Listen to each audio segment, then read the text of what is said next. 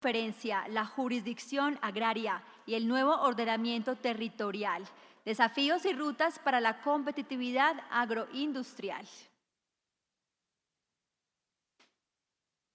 Bienvenida. Gracias. Bueno, muy buen día para todos. ¿Por qué no nos podemos ir sin hablar de jurisdicción agraria y ordenamiento territorial? Yo quiero darles o proponerles dos buenas razones. La primera, jurisdicción agraria y ordenamiento territorial tienen que ver con la propiedad de la tierra y el uso de la tierra. Estas dos cosas son trascendentales para el país. De la tierra depende la estabilidad, la seguridad, la paz en los territorios, ¿sí? Y la segunda razón es que no puede haber empresas sostenibles en territorios frágiles. Si no tenemos territorios fuertes, es muy difícil consolidarnos en los territorios como empresas.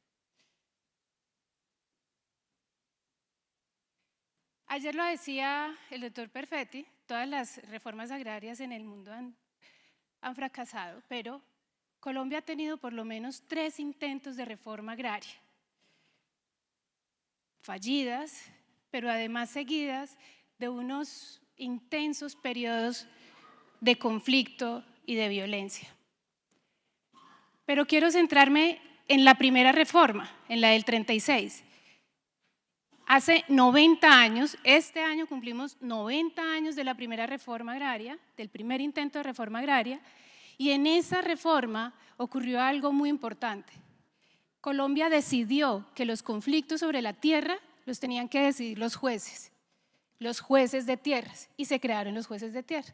No se instalaron, tuvieron problemas de funcionamiento, etcétera, pero los creó.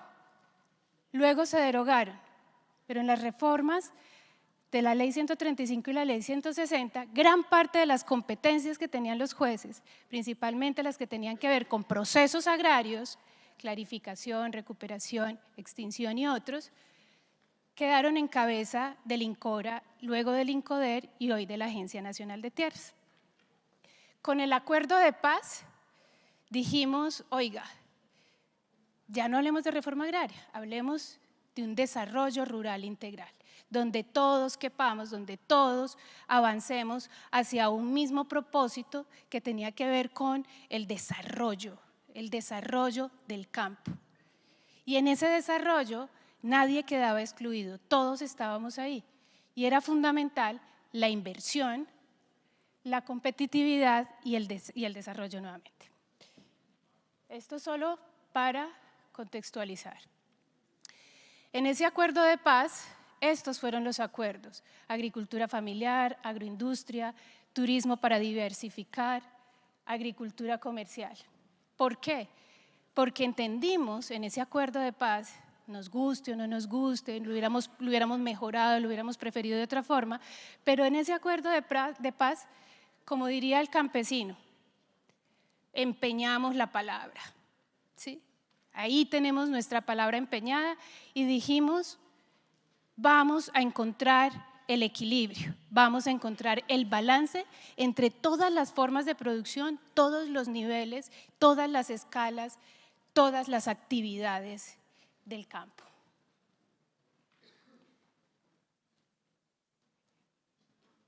Voy a contar una historia.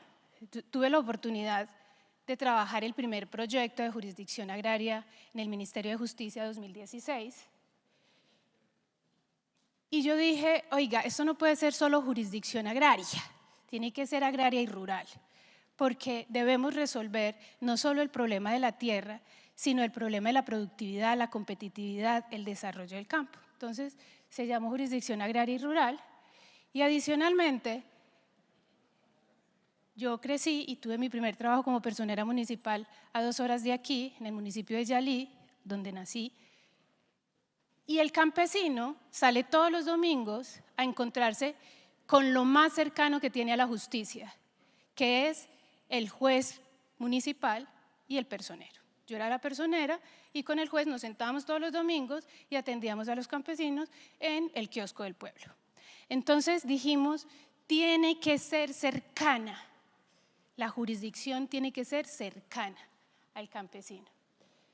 Ahora tenemos una propuesta con algunas modificaciones que generan, a nuestro juicio, algunas tensiones y preocupaciones importantes que tienen que ver sobre todo pues, con la posibilidad de que se centre el poder de juez y parte en la Agencia Nacional de Tierras. Eso es preocupante. Pero digamos que entre todas las situaciones que nos incumbe hoy, tienen que ver con la seguridad jurídica y la certidumbre. Por eso hoy vamos a pasar de la incertidumbre, y en esta pequeña charla, porque vamos a hacerla corta para pasar rápidamente a nuestro panel, vamos a pasar de esa incertidumbre a la competitividad. ¿Cómo lo vamos a hacer? Digamos que si bien hay ciertas preocupaciones hay un proyecto de resolución que declara la justicia agraria, ahora la ministra seguro nos lo mencionará, lo más importante es que estos principios se garanticen y se respeten. Eso es lo fundamental. Porque el reto es, claro, ¿la tierra para qué?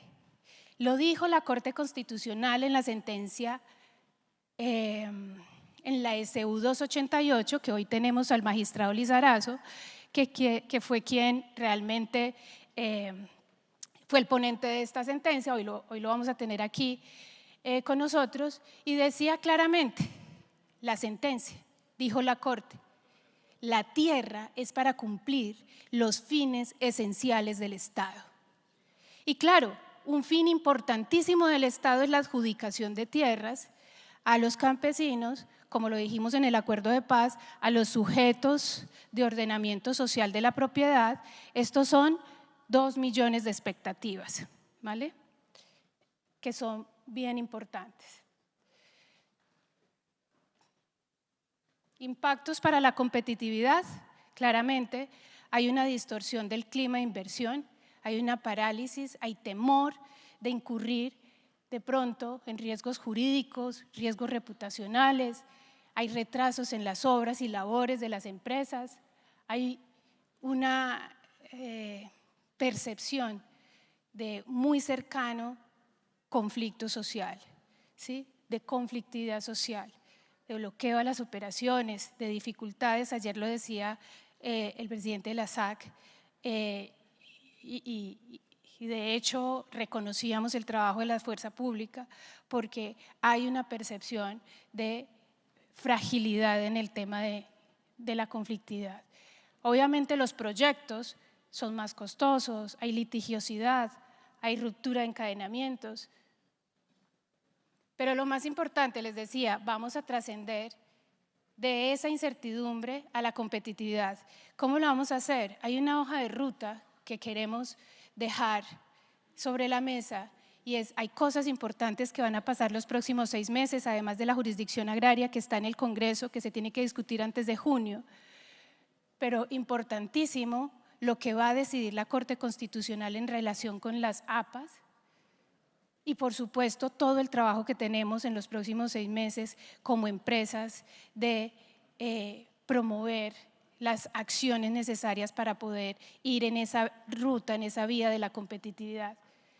Importantísimo tenemos que llegar, y ayer también lo mencionaban, a la investigación, el desarrollo y la innovación, también en justicia agraria, también en desarrollo, también en ordenamiento territorial. Tenemos que formar alcaldes, tenemos que formar consejos, tenemos que formar a los jueces, ¿sí? Tenemos que buscar inversión o aceleradores, diría yo, aceleradores de la inversión público-privada para que entre todos encontremos la vía a la coexistencia.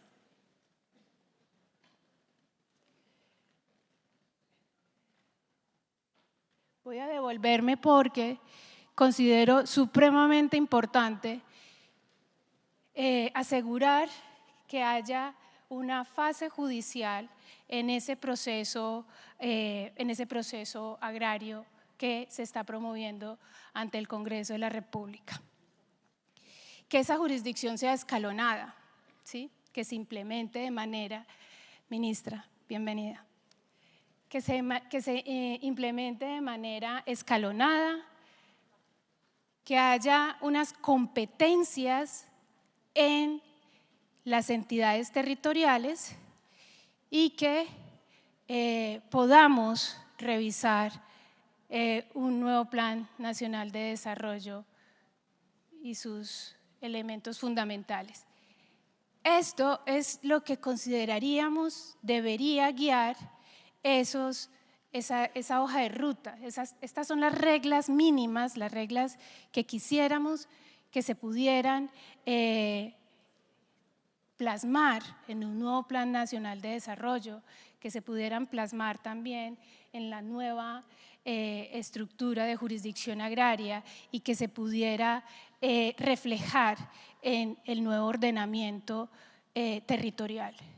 Importantísimo, importantísimo que la justicia agraria y rural, que es muy importante el apellido, de nuevo sea esa justicia cercana que se buscó desde la primera versión que se escribió de la jurisdicción agraria en el Ministerio de Justicia. Que las tierras sean para la competitividad, que sean para el desarrollo de los territorios, que todos quepamos, que podamos hacer sinergias, que podamos cumplir ese mandato, esa palabra empeñada de equilibrio, de sinergia, de coexistencia entre todos los medios, todos los modos y todas las escalas de producción en el campo. Que el ordenamiento territorial esté en cabeza de las entidades territoriales. Y reitero, no hay sostenibilidad posible en territorios frágiles. Tenemos que rodear, acompañar y fortalecer a las entidades territoriales, gobernaciones, alcaldes y concejales. Y finalmente, reitero lo que se decía ayer, necesitamos impulsar también en el ordenamiento territorial y la justicia agraria investigación, desarrollo, innovación. Necesitamos tener mayor claridad sobre las cifras, necesitamos tener mayor precisión en los temas de cartografía, necesitamos tener mejores datos para poder afrontar las políticas públicas, para poderlas rodear y apoyar. Yo voy a detenerme aquí y quiero invitar a mis panelistas. Muchísimas gracias.